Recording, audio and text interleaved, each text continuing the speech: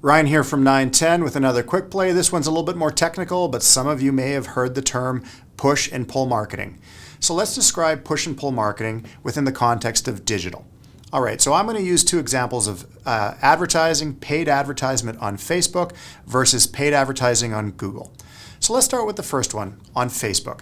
This is push advertising. So what do I mean by that? So if 910 wants to do paid advertising on Facebook, Facebook's ads manager asks us a bunch of questions. Okay, you're about to give us some money to create a type of advertising, and we're going to push this into the newsfeed. So if we're pushing this into the newsfeed, whose newsfeed do you want this pushed into? Can you tell us something about that?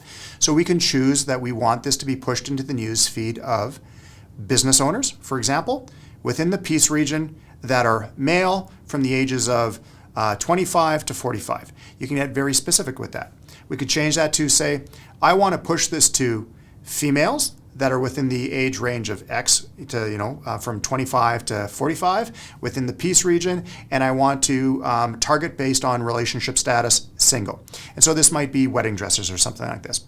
So the idea here is with Facebook, within their ads platform, you can identify your target by a set of demographics and geographics and psychographics, all of these targeting criteria, and then what the system does is it pushes this into their newsfeed. Now let's contrast this over to to Google. So in Google, it's more like pull advertising. And so what do I mean by that? So what happens is when you go to Google, the first thing you're going to do, and you'll recognize this as your common experience, you're going to go to the search bar and you're going to write a set of keywords based on what you're looking for. And so you might be looking for wedding dresses, and then you'll insert the name of your community, wedding dresses Grand Prairie. And then from there, you're waiting for Google to provide you some information. You're pulling it to the surface. So the right way to think about this is not that Google's pushing you that information. No. You're pulling that information from Google. You're saying, I'm looking for wedding dresses Grand Prairie. What do you got, Google? Show me something. You're pulling them to the surface.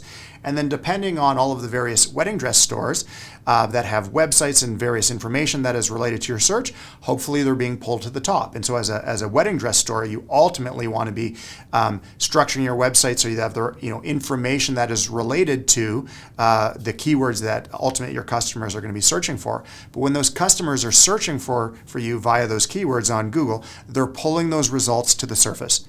So that's the difference between push versus pull. In Facebook, you identify the criteria and those ads are pushed into the newsfeed.